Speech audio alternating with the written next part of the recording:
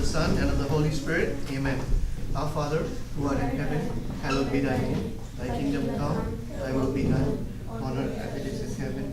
Give us this day our daily bread, and forgive us our trespasses, and forgive those who trespass against us. Lead us not into temptation, but deliver us from evil. Saint Justin Martyr, please pray for us. Bless all these kids. Bring them back safely. Let them enjoy the Easter holidays. And please put your words in my mouth, O Lord. In the name of the Father, and of the Son, and of the Holy Spirit.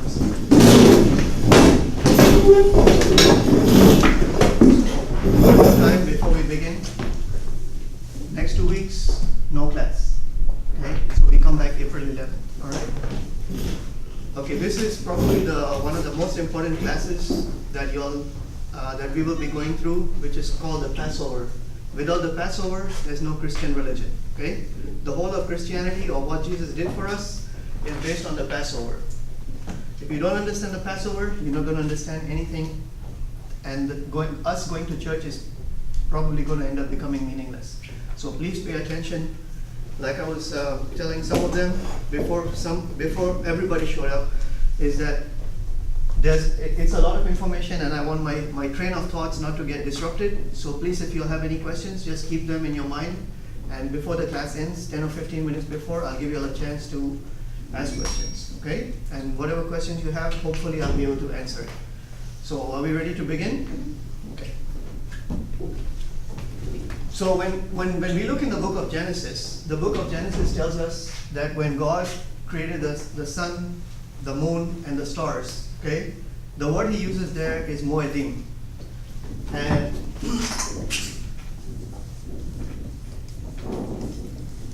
so this is the word he uses, M-O-E-D-I-M, moedim. What this means is a meeting, okay, or a sign of the times.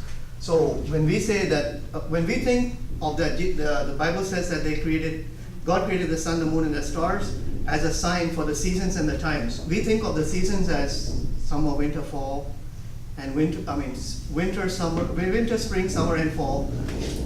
But remember, when God created the sun and the moon and the stars, was the earth corrupted at that time? It wasn't, right? So at that time, the earth was like Hawaii. It was all one season, right? It was like a rainforest. So there would have been no seasons, right? No summer, no spring, remember? So what were the signs and the seasons that God was talking about at that time? He was talking about his, so what seasons would it have been? It would have been his holy what? Holy. Okay, so this is where we get the term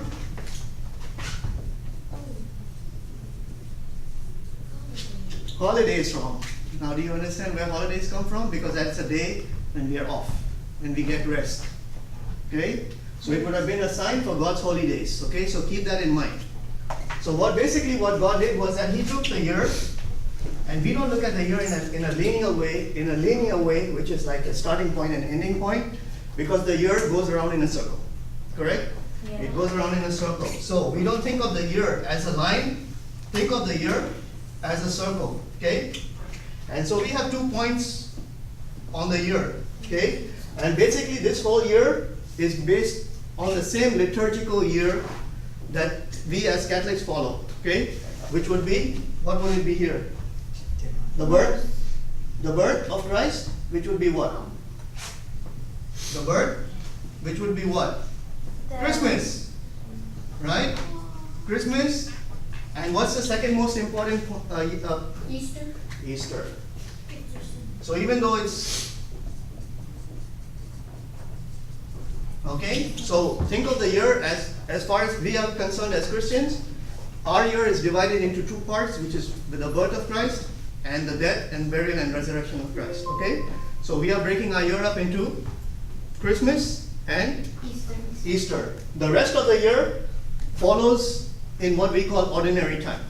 Okay, all right. Okay, so let's ask. Good morning. You can pull up a chair right here and sit right here. Yeah. Sorry, it's okay, no problem.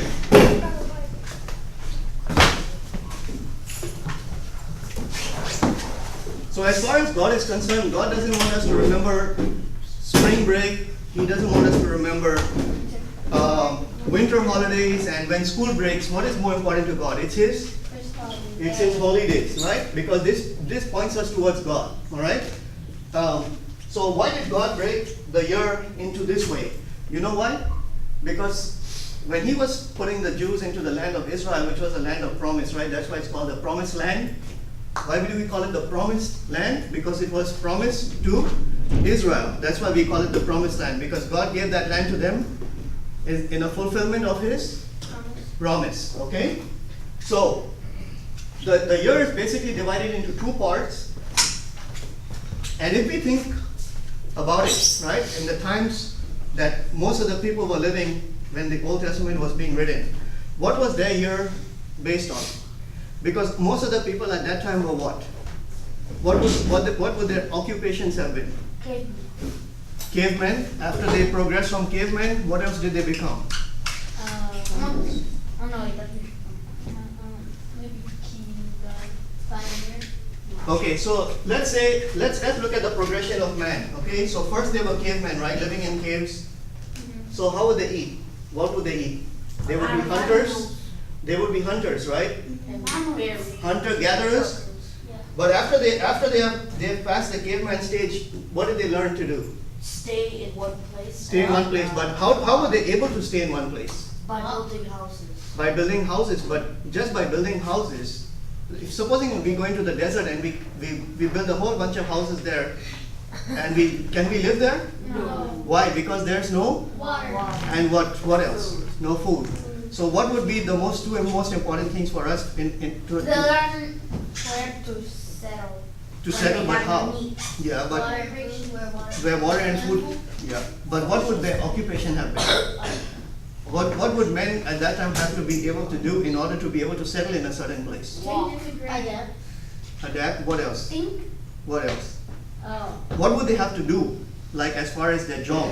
Like now we can become an accountant, we can become a banker because we can go to Kroger or Safeway and buy stuff. But in those days, there was no grocery stores. So what would everybody have to be able to do in order to stay in a place? Agriculture. Yeah. That's the key. When man learned agriculture, that's what allowed man to come together. Okay? That's how they became farmers. So most of the people in those days were farmers, correct? So to the farmer, what's the most important thing? Food, but what is the most important thing for him when he grows his crops, right?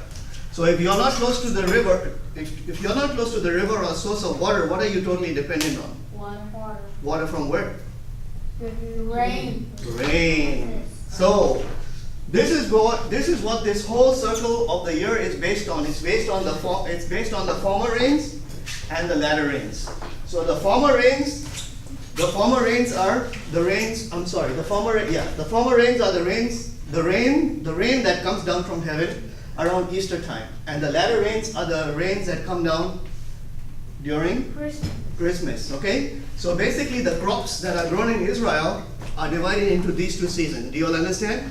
That's why they call it the barley harvest and the wheat harvest, because at different times of the year, different crops were grown. And that's why when you read in the Bible, when they talk about the barley harvest, if you understand what crops were grown at these times, you'll understand, right? It's very important to know because Jesus understood agriculture very well, right? He talks about the tulips growing from the field, okay? Then he talks about the fig tree, right? And also he talks about the olive tree that's coming out with fruit. You know, in Israel, the olive tree is the first tree after winter that gives leaves and brings out fruit. That's why the olive tree is so important, okay? And the olive was taken from the tree and crushed, which was Jesus. Now, so now we know what God was trying to point us towards, okay? So, what happened was that when God first created Adam and Eve, they sinned. Why did God want man to go and scatter all over the earth? Why did He not want man to stick together like in a big community and grow? Why? Because of freedom? You think God didn't want them to have freedom, or did God want them to have freedom? Why did God tell man to spread all over the earth? So they can build that temple? So they couldn't build the temple because when He built the Tower of Babel, God was angry with them for building the temple, for building that tower, because that was the time when all men came together, right? And they spoke one language, and God said, this is not good. He wanted to disperse them and give them all different tongues, right? You know why? Because Adam and Eve sinned, right? From Adam and Eve's sin, they had 2 children, and then Cain and Abel, and then Cain sinned. And then after that, the Bible talks about a gentleman named Lamech, and Lamech sinned. Yeah. So it keeps talking about the progression of sin, right? Because who did Adam and Eve sin against? God. They sinned against God by not listening to him and disobeying him, right? Who did Cain sin against? God. Cain sinned against his brother because he killed his brother. Who did Lamech sin against? Because God told them at that time only one man for one woman. Lamech was the first man who took 2 wives. So he sinned against God, but then he also killed a man because the man said something to him that he didn't like. So you see the progression of sin is getting worse and worse. You understand? Sin is getting worse. So when you take sin, and if all men are spread out, then the sin is spread out. But if you take all that sin and you bring it all together like in a city, then the sin becomes what? Worse. Worse. Why? Because it's concentrated. And this is why you see there's more crime in cities than in villages where people are spread far away from each other. Okay? Because bad people all coming together, more bad things start happening. You understand? Okay. So, we understand the seasons, right? Yes. Okay. So, what happens is that when the sin started getting worse and worse and worse and worse, okay, God looked around the whole world to try to find somebody that he could, save. But the sin was so bad that at that time, the whole world was evil. There was only one man that was righteous. Who was that one man? Noah. Noah. So God asked Noah to build a boat. Yeah, If- the water. So if Noah didn't build the boat, all mankind would have been lost, right? So there was a part that God played, but it was also a part that man played, because Noah had to listen to God and build the boat. He had to trust in God to know that what God was telling him, that it would happen and there would be judgment coming, right? So Noah built the boat, and because of Noah, okay, it doesn't say that his family were righteous. It says only that Noah was righteous. That means Noah was right. Because of Noah being right, the family got saved. Do you understand? This is very important. The family didn't do anything right. It was Noah who was right. But because of Noah, Noah's family got saved. Okay? Alright. So Noah takes his family into the boat and they all get saved. The whole world gets destroyed in the flood. Then the flood goes down. Noah comes out of the ark. His family all get together and they start living. And then the Tower of Babel happens. After the Tower of Babel, evil starts growing again, too much in the world. Okay? So again now God is looking. At first God was trying to save the whole world. But the world was not listening to him. So now God has to stop looking at the whole world and he has to start looking at a people, at one person who he can use to take the message to the world. Okay? Because we keep refusing to listen to God. So he starts looking for a person that would be Noah. wanting to listen to God and do what God asks. So who did God find? Noah. Okay, Noah's past now. Oh. Who is before Moses? Elijah. It was Abraham. Oh. Okay, so now Abraham is the next person that God wanted to use to bring his message to the whole world. Okay, so Abraham is called the father of faith. The nation of Israel begins with Abraham. Okay, it begins with Abraham. He is the leader, and because Abraham is the one who took his son up the mountain to sacrifice his son. Just like God was willing to give his son up on the mountain to sacrifice his son to save the world. Okay, so Abraham believed God, and because of his belief in God, why do you think if somebody comes and asks a dad that, okay, if you believe in me and you love me, take your son up the mountain and kill him? Does that make sense to you? No. But God had told Abraham before that he would have a bunch of children and grandchildren and future generations through Isaac. Okay? Through Isaac. So God has given him a promise that Isaac is going to be the father of millions and millions of people, like the stars in the sky, like the grains of sand on the sea. So did Abraham believe God that what God said was going to happen? Yes. He believed him, right? So after that, God comes and tells him, go kill your son. So what would Abraham not naturally think? Okay, if I kill my son, how is my son going to have Children. children? So how is the only way that God could make that happen? Through him. and Through his him. wife. But God told him that it will happen through Isaac. Okay, so now Abraham, so let's suppose Abraham took Isaac up the mountain and he killed Isaac, right? So God told him, go kill Isaac. He listened to God and he killed Isaac. But here God has made a promise to him that Isaac is going to be the father of all these people. So what is the only way that God could do? What could God do to make it happen that Isaac would be able to have children if Isaac is dead? Sacrifice resurrect. He would resurrect him. That's the only way. Oh, yeah. I Is it making sense now? remember. So this is the reason why Abraham had so much faith that he knew that even if he took his son up the mountain and he killed his son, he was so confident in God's word that he said that even if I kill my son, God can bring him back to life. And that's where Abraham's faith is. Not in the taking him up the mountain to kill him, but in the believing that even though he killed his son, that God will bring him back to life. And that's the story of Jesus. Do you understand now? Yes. Yeah, is it making sense? Okay, this is what the Bible is all about. This is what the good news is about. Okay, that even though Jesus died, he came back to life. Okay, and now he can do everything for us. Alright? So far so good? Yes. Okay, so he brings Abraham. Abraham was living out of Israel, okay? He was living outside the promised land. So God came and told him, leave your country, leave your family, leave your nation, go to a land that I will show you, okay? A land flowing with milk and honey, and I will make your name great. Alright? When the people built the Tower of Babel, what were they trying to do? They said they built the tower because they wanted to make a what? They wanted to make a name for themselves. They wanted to make a name. They wanted to build the tallest building in the world, right? And if you look at history, every empire that becomes powerful, or every nation or every country that becomes powerful, you know what's one of the first thing they do? They build the tallest building. And that's like a sign for them that, oh, look, we are the biggest and we are the best. Right? Because if you look at in the times of Britain, in England, when England was in power, England had the tallest building. When America came to power, we had the Empire State Building. We were the tallest building. I know. Now who has the tallest building? Saudi, Saudi Arabia.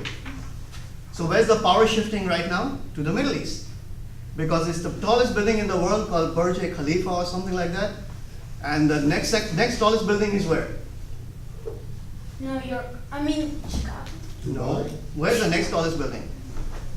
It's in China. It's in China. No. Yes. It's Go look not. up. The second tallest building in the world is in China. Okay? So, coming back, this is what man tries to show off by building something. Okay? But God told Abraham that you don't have to go build a tower, you don't have to go build the tallest building. I'm the one who's going to make your name great. And I'm the one who's going to give you the land. And I'm the one who's going to give you the children. Okay? So when we trust in God, God makes our name great. We can't do it on our own. We need God to make our name great. Okay? So Abraham has a son. Okay? Do you know that when the time Abraham died, okay, God told him, leave everything, you come to this land that I will show you, I will give you this land, you walk the length and the breadth of the land, and all this land that you see, as far as your eyes can see, east, west, north and south, all this land I'm going to give you. You know when Abraham died, do you know how much land he owned? millions of acres He owned millions of acres. or billions. What do you think? Any of y'all y'all have been studying Genesis, right? Come on, tell me. How much land did Abraham own when he died? The whole Anybody? He only bought a small. He only owned a small burial plot of land.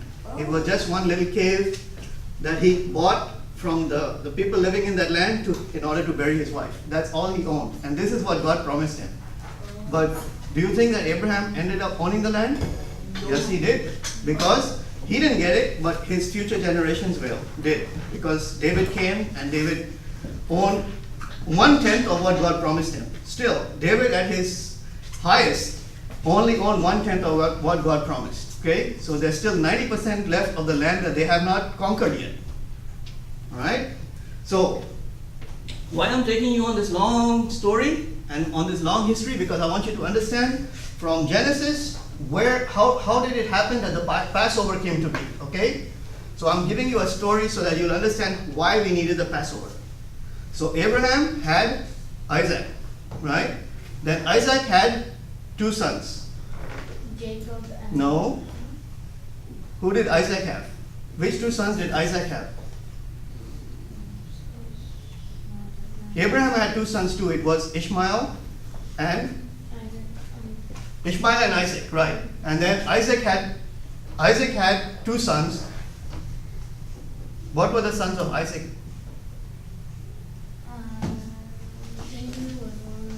It was Jacob. Yeah, you were right. I'm sorry. Jacob and who else? Esau, right? Jacob and Esau. And then Jacob's name got changed to? What did God change Jacob's name to? He changed his name to Israel. And how many children did Israel have? He had 12. And that's where we get the 12 tribes or the 12 nations of Israel. Okay? That's where the 12 tribes come from.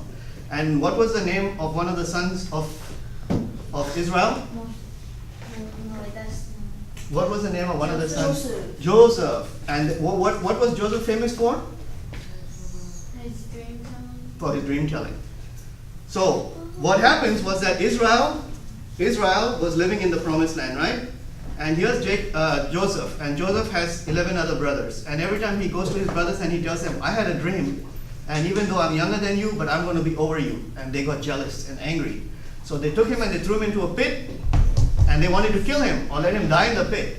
But after that, one of his brothers felt sorry, and he said, no, he's our brother, he's still our blood, we don't need to kill him.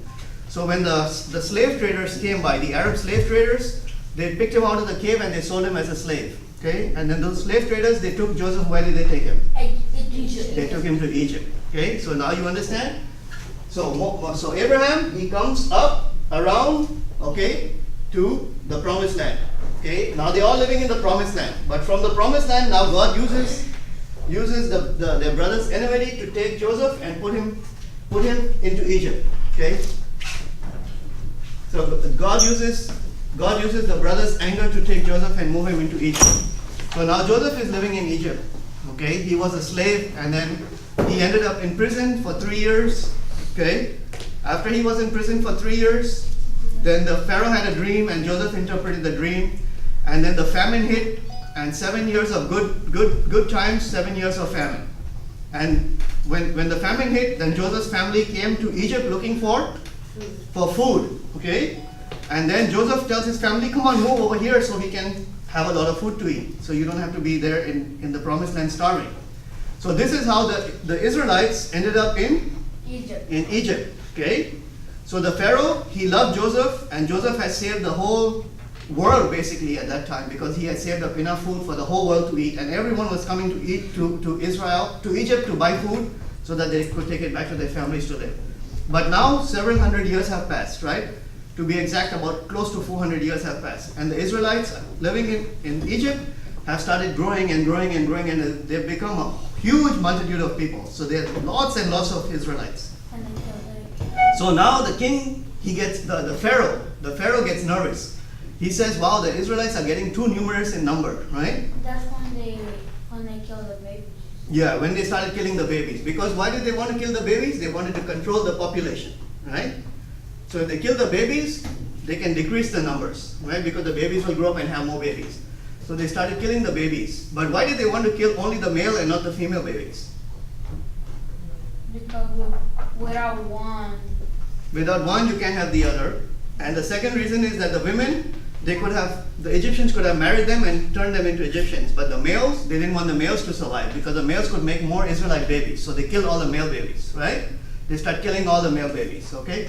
This is what you hear about when you read in the newspaper or the news, and you hear of ethnic cleansing. Have you all heard that term before, ethnic cleansing? It's like when there's a country that's a Muslim, and they have other Christians living there, they want to clean all the Christians out, so they start going and killing all the Christians. Okay, but there's also some countries where they have a different type of people, like they are different from us, so let's kill them. Okay, Pharaoh did it for a political reason. He did it for a political reason because he was scared on two grounds. He said, that the Bible tells us that Pharaoh said that the reason he killed the Israelites was for two reasons. The first reason was that they were becoming so big that they could overtake the government because they would become more than the Egyptians. Okay? The second reason he said that if in case Egypt gets attacked from the outside by another enemy, he said the Jews or the Israelites might turn against us and go and side with the enemy, and we'll get destroyed from outside and from within. Okay? So that's why he wanted to get rid of this threat. So what did he do? He took all the Israelites and he turned them into slaves. Oh, yeah. I'm gonna build a tower. So now he's turned them into slaves. So what? He's taken away all their rights.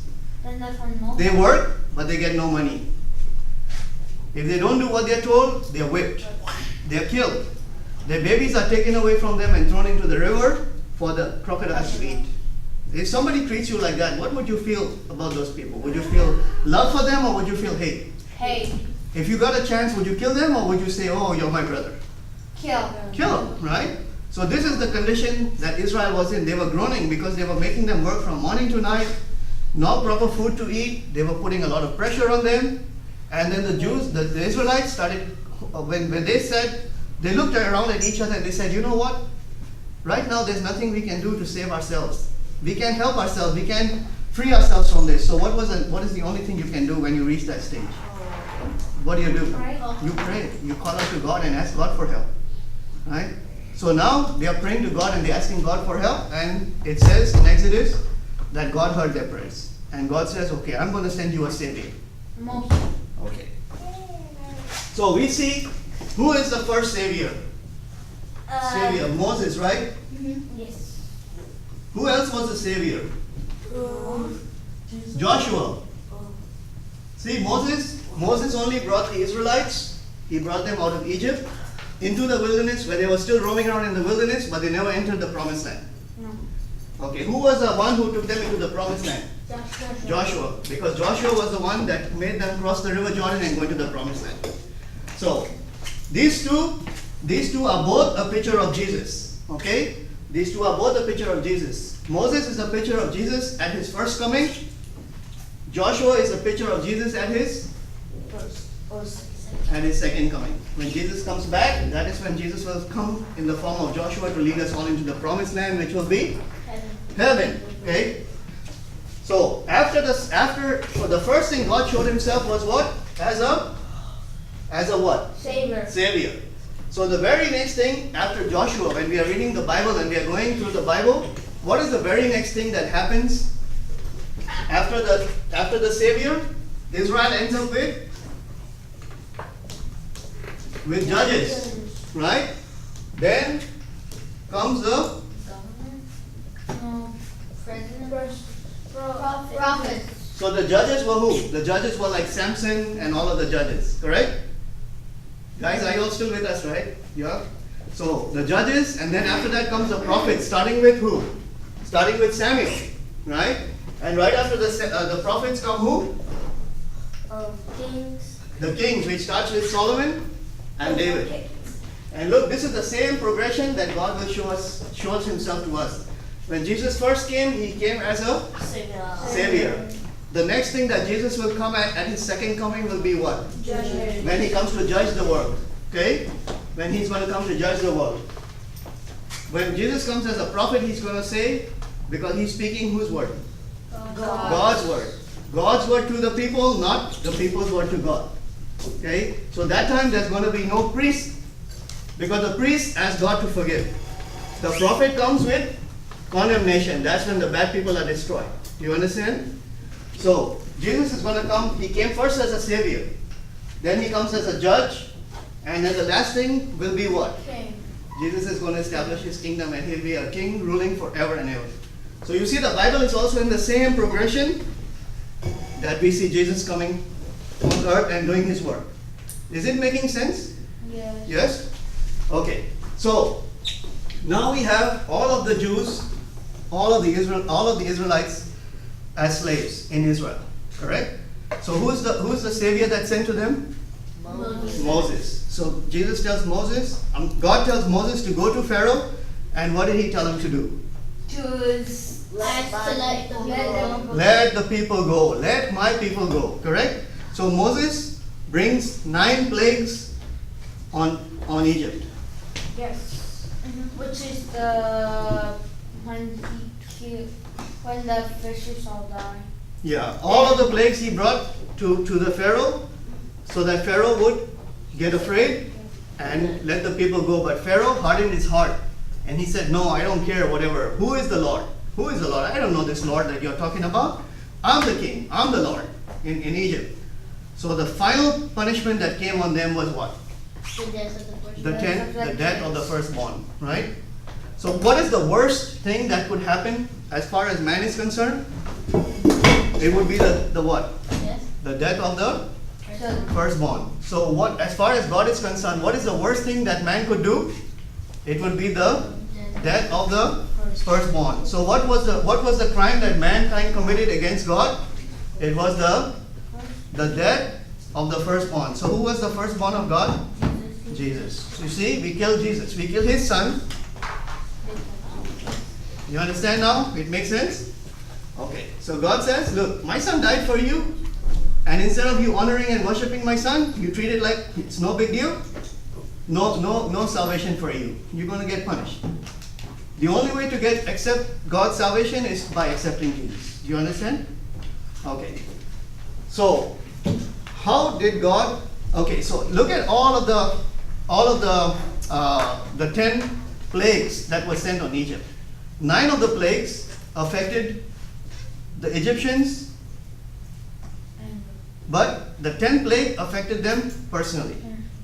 It was something of their own dying. Okay? It wasn't just the firstborn of the people, but it was also the firstborn of every animal that died. Are you all with us, ladies, or you're getting bored? Okay, so now we have to come to the place where how come God can punish all of the other people, but not punish the Jews? So what was the way he could do that? The blood. So on all of the other plagues, did the Israelites have to do anything? no. No. Why? Because they were in a land called Goshen, right? In an area called Goshen, and that area, God protected that area. All other places in Egypt, all the bad things were happening, but in this place, nothing was happening. But now God says, for this last plague, you have to do something. It's not like because you're living in that area that you're protected, you have to do something. What was the one thing that they were asked to do? They would kill the lamb. They had to kill the lamb. Okay, so now they have to do something. They have to kill the lamb. What else did they have to do? They put it on the door. They had to take the lamb's blood and they had to sprinkle the blood on the door. Okay? So let me ask you a question. Do you think that some of because when the Bible talks about the people leaving Egypt, it says that there was a mixed multitude. So mixed multitude means it wasn't only Israelites, but there were other people that left with them. Who are the other people that would have left with them? Egyptians, right? So how would those Egyptians have left with them? Because they saw what was happening and they started to fear God. And they wanted to change, right? Yes. So let me ask you a question. Supposing I'm an Israelite and I have a friend who's an Egyptian, and Moses comes and tells me that, look, you got to put the blood on the door, and if you don't, your son is going to die. And I have a friend who's an Egyptian, but he's really close to me, and he's a good person. He's not like all the other Egyptians that are mean and nasty and wanting to hurt us all the time. They're really good, and every time something bad is going to happen, they try to help me. So what would I want to do in return for him? I would want to save him and his family, right? Yeah. So I would go and tell him, hey, you come into my house too, right? So I would have taken my friend and his family, and I would have taken him into my house.